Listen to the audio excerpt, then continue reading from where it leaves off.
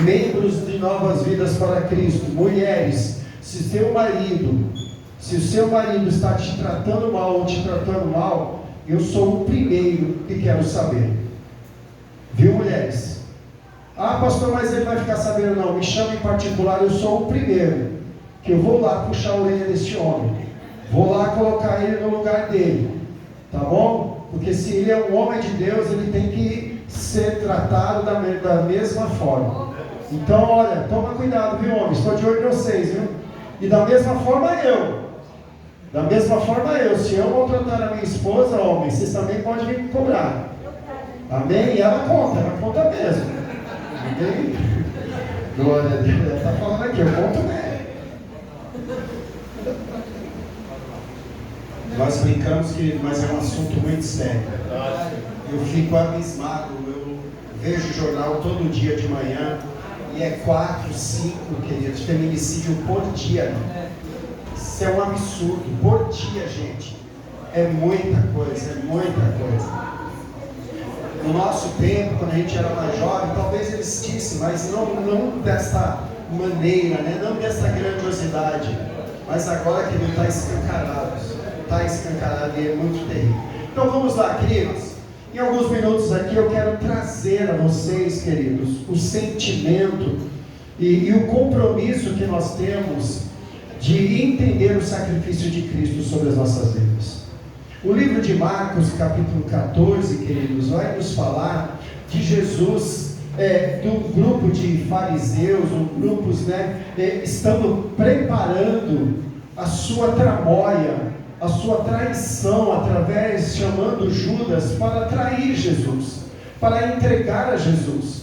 O capítulo 14 de Marcos, queridos, vai falar isso, o plano da traição de Jesus. Então Judas se reúne ali com aqueles homens para fazer este plano. Mas nós sabemos que Jesus, já sabendo de tudo isso, querido, ele não para a obra dele.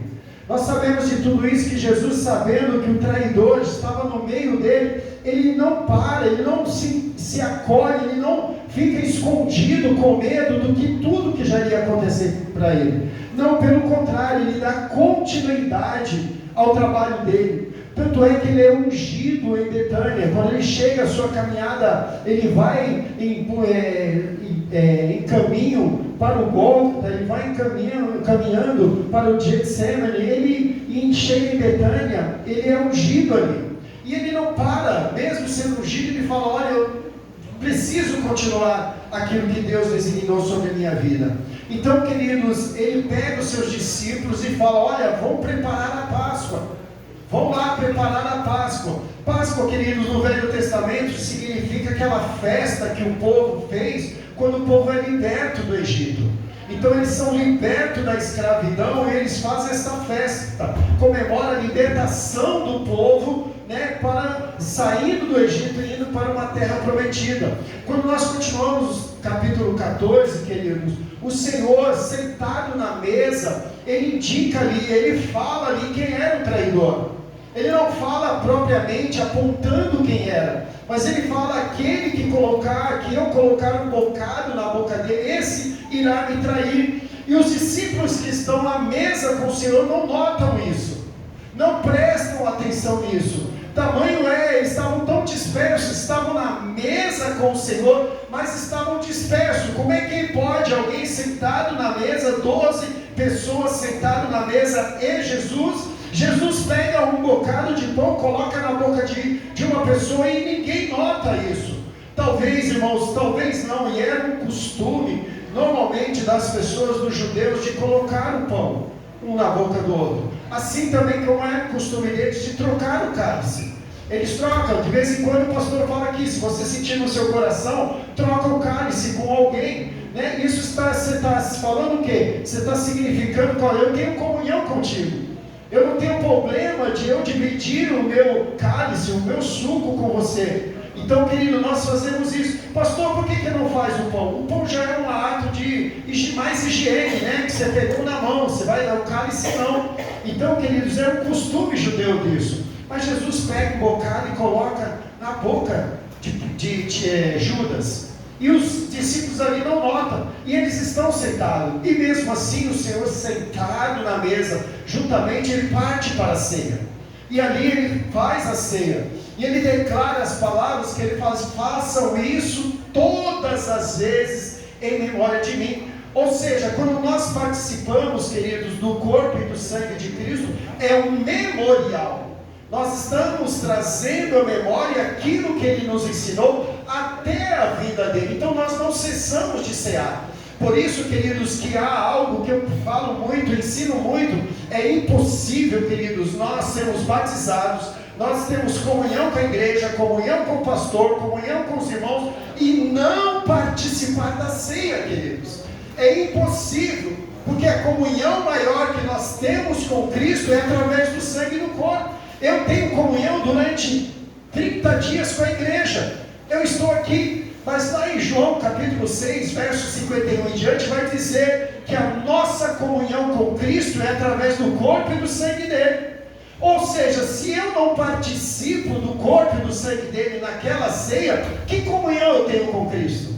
Então, queridos, depois vocês leem João capítulo 6, do verso 51 em diante, vai dizer que o meu corpo é a verdadeira comida, e o meu sangue é a verdadeira bebida. Quem não comer do meu corpo e não beber do meu sangue, não tem vida em si mesmo. Então o Senhor nos ensina nisso. E no capítulo 14, querido, nós vemos aqui que ele serve a ceia. Após ele servir a ceia, ele declara, olha, é necessário que essas coisas aconteçam. É necessário que vocês vão me abandonar. Aí ele chega até Pedro, e Pedro fala: Senhor, nem que todo mundo te abandone, eu não vou te abandonar. E o Senhor olha para Pedro: ô Pedro, você não sabe o que você está falando. Você não sabe, Pedro, o que é que você está verdadeiramente dizendo através destas palavras. E Pedro, queridos, antes, ele fazia tudo por Jesus. Ele era entregue realmente, o amor dele era muito grande por Jesus. Mas Jesus fala isso. Já pensou, irmão Beto, se você chega para mim: pastor, todo mundo pode um dia ir embora, mas eu vou continuar com o Senhor aqui até o fim. Eu olho para você, Beto, você falando essas palavras com todo amor, todo carinho para mim, e eu olho para o Beto, eu falo: ô Beto, não fala isso não, querido. Você não sabe nem o que você está falando, amanhã mesmo você vai me deixar. A tristeza no coração dele, como deve ter, quando ele fala essas palavras com muito carinho. Da mesma forma, queridos, foi Pedro, porque Jesus olha para Pedro e fala: Pedro, ainda hoje, não é daqui uma semana, não é daqui um mês, ainda hoje, antes que o galo cante 3 vezes. Ele não falou depois que o galo cantar 3 vezes, ele falou antes que o galo cante 3 vezes, você vai me negar. Queridos, fala a verdade. Se o pastor que ama vocês, vocês amam o pastor, falar uma palavra dessa, não vai doer o coração? Não vai pesar? Você vai virar as costas, vai sair daqui falando: ingrato, injusto, eu já suportei tantas coisas e eu continuei firme aqui, ele me fala uma palavra dessa. Mas Jesus, queridos, é aquele que sabe. Verdade. E com Jesus, queridos, ele continua caminhando. E ali ele escolhe, querido, alguns discípulos para continuar essa caminhada. Ele vai junto com os discípulos para um lugar chamado Getsemane. Ele vai para um monte chamado Getsemane. E chega ali, queridos, ele chega com Pedro, com Tiago, com João. Ele chega com os 3, vai com os 12. Mas chega em determinado lugar, ele fala: vocês fiquem aqui, olha, fiquem vigiando. Fiquem aqui, preste atenção. E mais adiante ele chama esses 3, queridos, e vai com ele mais à frente. E quando ele chega, queridos, mais à frente, ele fala para esses 3 também: fiquem aqui. Mas ele pede algo para esses 3 que ficaram aqui. O que ele pede para esses 3? Olhem, fiquem acordados, fiquem alerta, fiquem vigiante. Fique aqui atento, porque eu vou mais ali, eu vou orar. Getsemane, queridos. Eu ia colocar um título nesta palavra de hoje, querido, dizendo assim: Getsemane é o lugar onde eu quero estar? É uma pergunta. Por quê? Getsemane no hebraico significa, queridos, lugar de prensa. Ou seja, era um lugar onde prensava a azeitona, o azeite. Mas Getsemane é um lugar de ser prensado. Por isso que eu ia colocar, não coloquei, mas ia colocar, Getsemane é o lugar que eu quero ficar. Na prensa, eu vou suportar as consequências da minha entrega pelo Senhor. E Jesus vai, queridos. Ele vai e ele ora. E a oração dele, queridos, é muito simples. A palavra do Senhor começa a nos dizer, queridos, que ele foi orar e ele estava em agonia. Ele estava agoniado. Ele estava extasiado, cansado, preocupado com o que realmente iria acontecer. Tanto é que na oração dele, ele declara isso. E a Bíblia nos relata, querido, que ele estava tanto angustiado, ele estava tanto preocupado, que em vez de suar, saía suor que está saindo de mim, saía gotas de sangue.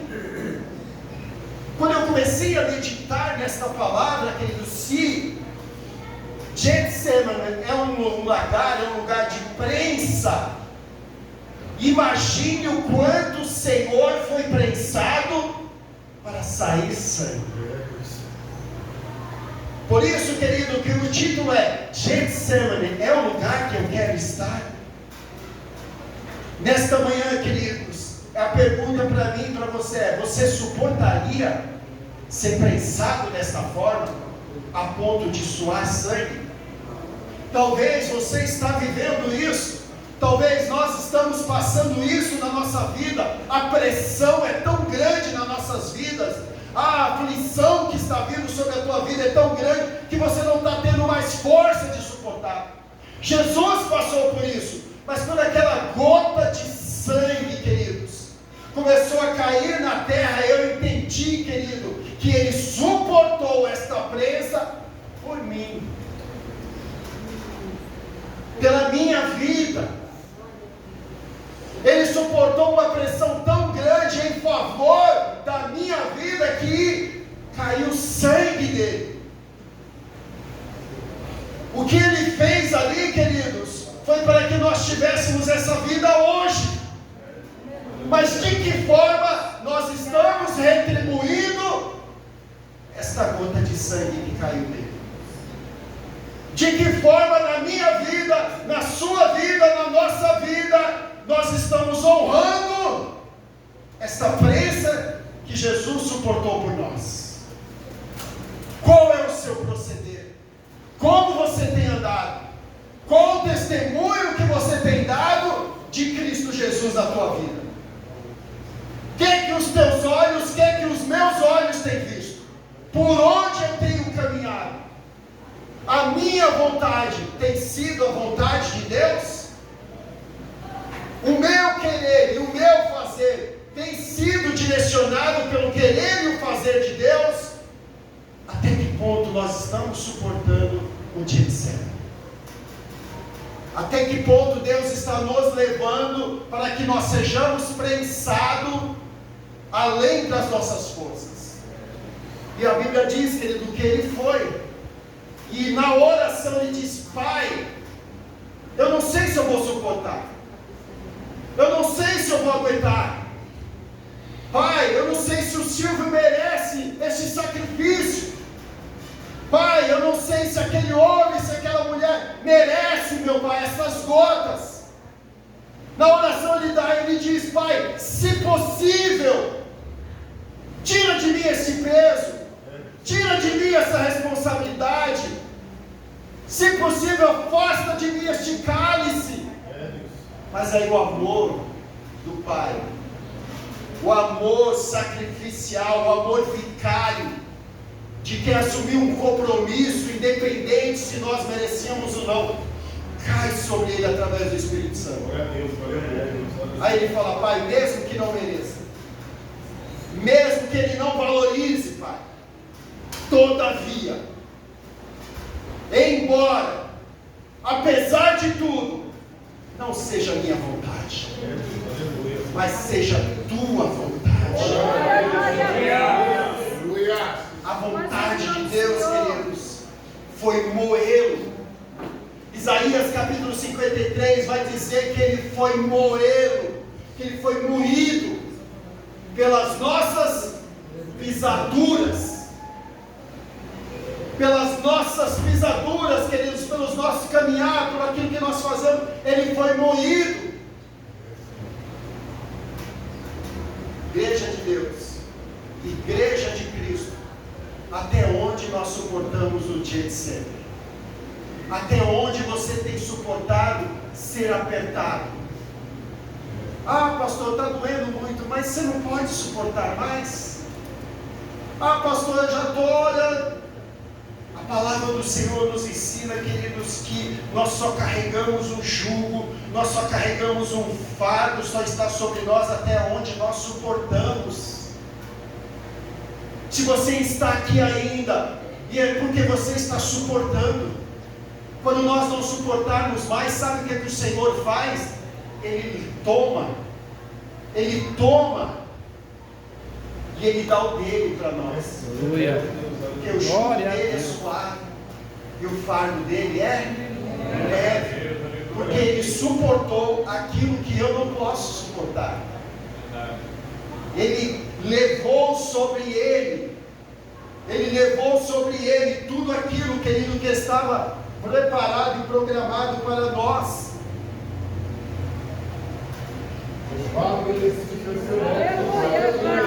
O intuito, queridos, que eu quero que vocês entendam de estar diante do corpo e do sangue de Cristo, de estar na casa do Senhor, é que nós venhamos, queridos, valorizar o que Jesus fez por nós. Não é o que eu fiz por vocês, porque eu sou falho tanto quanto vocês, mas aquele que é perfeito, aquele que não se achou dolo, aquele que não se achou pecado, aquele que não se achou erro, a perfeição é total nele, queridos. Por isso, queridos, que nós, cada dia mais que nós andamos na presença do Senhor, nós temos que declarar dele, por ele e para ele são todas as coisas. Se você está suportando, é dele, é por ele, é para ele. Se você ainda está caminhando, é para ele, porque foi ele e veio dele o sacrifício maior pela minha e pela sua vida. Getsemane, até onde você pode suportar? Pastor, o senhor não sabe da minha vida, o senhor não sabe o que eu tenho passado. Suporte um pouco mais, aguente um pouco mais. Sabe por quê, queridos? Porque você não está sozinho. Tem alguém do seu lado que está te dando força e vigor para você caminhar. 2 discípulos do caminho de Emaús, triste, abatido, comentando com eles. O mestre já tinha partido e eles estavam tristes. Aí chega um terceiro e eles começam a conversar e falam: o que está acontecendo? Ah, você não é daqui? Você não sabe o que aconteceu? Mesmo eles tristes e abatidos pela perda, o próprio mestre está junto com eles. Nós reconhecemos, queridos, quem é na nossa vida na perda. Vou repetir, nós reconhecemos quem é na nossa vida na perda. Porque no ganho, por que, pastor, na perda? Porque na perda é que nós somos sustentados. Por que na perda nós somos sustentados? Porque nós estamos fragilizados, porque nós estamos debilitados, porque nós estamos fracos. Aí Ele nos sustenta. Porque muitas vezes, quando nós glorificamos a Deus, bendizemos, exaltamos o nome dEle na vitória. Por quê? Porque você conquistou, glória a Deus, graças a Deus eu conquistou. E por que na perda não? Ontem nós estávamos aqui no evangelismo, no estudo, e os meninos aqui doidinho para sair para evangelizar, e caiu um pé d'água, um toró. E o menino aqui ensinando e tal, ele falou: e aí, parou a chuva? Não, perguntou: está chovendo? Eu falei: está chovendo, graças a Deus. Mas eles têm sede de evangelismo. Ele falou: não, até terminar aqui vai parar. Ou seja, como se a chuva fosse ruim. Não, a chuva é bênção. Mas naquilo que a gente quer fazer, a gente não entende dessa forma. Eu vou para a praia. Espero que não esteja. Lógico, você vai para a praia, você quer um sol. Mas é necessário a chuva? Sim ou não? A chuva causa muito estrago, causa ou não causa? Mas o sol também causa. Mas nós glorificamos o sol. Mas a chuva é bênção. A chuva é bênção. Sem a chuva, queridos, não há plantação. Sem a chuva a gente não bebe água. Mas a chuva parou e eles foram fazer evangelismo e voltaram super felizes. Por quê? Porque Eclesiastes nos ensina. Naquele momento do ensino era o tempo da chuva. Estava molhando, estava regando, para que quando a chuva passasse, eles fossem colher o que a chuva regou. E voltaram aqui, alguns voltaram aqui muito felizes. Olha, alguém aceitou Jesus, alguém levantou a mão, recebeu uma oração, porque eles voltaram com o resultado da chuva. Talvez você esteja na chuva, talvez esteja chovendo na sua casa, talvez na sua casa esteja uma goteira. E você, mas está uma goteira. Sabe para que serve aquela goteira? Para mostrar onde está o erro. Aquela goteira é para mostrar aonde o telhado ou está quebrado ou está trincado. Se tivesse só sol, aquela goteira ia aparecer? Olha, Deus faz cada coisa. Deus está falando nesta noite. Eu vou te mostrar aonde está a goteira da tua vida. Aleluia! E a goteira da tua vida não vai vir no tempo bom. A goteira da tua vida vai vir nos dias maus. Para que você saiba onde está o erro. Que nós venhamos nos revestir, Senhor, irmãos, cada vez mais da presença do Senhor. É engraçado como Deus trabalha na nossa vida, querido. Ele nos traz palavras para que a gente reflita na nossa vida. O que nós estamos fazendo diante dessa grandiosidade desse Deus na nossa vida? Domingo passado, o presbítero Vini pregou aqui sobre o reino. Mas a palavra do Senhor diz que vão perguntar sobre o reino. E onde está o reino? Está ali, está lá? Mas a Bíblia diz que o reino de Deus está onde? Dentro de nós. O reino de Deus está dentro de nós. Como é que está esse reino aí dentro? Este reino de Deus está dentro de nós, está reinando a sua vida? Ou você é o rei deste reino? Porque se o reino de Deus está dentro de nós, eu sou súdito, eu sou servo deste reino. Eu não sou rei deste reino. Se eu sou servo deste reino que está dentro de mim, eu tenho que fazer o que o rei está dentro de mim me ordena. Aleluia. E me manda, porque eu sou servo. Esse templo aqui, corpo físico, é templo de quem? É templo de quem? Se é templo do Espírito Santo e o reino de Deus está dentro de mim, eu sou servo. Aleluia. E o que eu estou fazendo com esse templo? O que você tem feito com esse templo aí que Deus te deu? Esse templo está servindo para ser reinado por um rei que está dentro de você? Ou está sendo apenas para a sua vontade? Está sendo para o seu bel prazer, para o seu querer. Quando Paulo declara, Paulo entendeu isso, que o reino de Deus estava dentro dele. Paulo entendeu que o corpo, o templo do Espírito Santo é o nosso corpo. E o que Paulo declara? Não vivo, mas reino, vive aonde? Por isso que é aquela luta constante de Paulo, e a luta constante dentro de nós. Porque o reino está dentro de nós. Aí ele fala assim, o reino está dentro de mim, eu sou templo do Espírito Santo. O bem que eu quero fazer, não faço. Mas o mal que está onde? Em mim, esse eu acabo fazendo. O que é isso, queridos? É luta. A Bíblia nos ensina isso. Que há uma luta de vez em quando. Uma luta mais ou menos. Há uma luta constante entre o quê? A carne, eu, minha vontade, meu querer e templo do Espírito Santo, o reino que está dentro de mim. Quem vai vencer? Quem está vencendo na sua vida? Quem está vencendo na minha vida? Aquele que eu alimentar mais.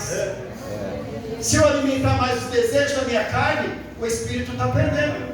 Mas se eu alimentar mais os desejos do Espírito, e de que forma, pastor? Oração. Oração. De que forma, pastor? Leitura da palavra.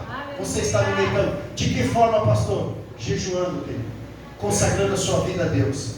Os 3 pilares, todo cristão tem que ter isso em mente, queridos. Oração, leitura da palavra e jejum.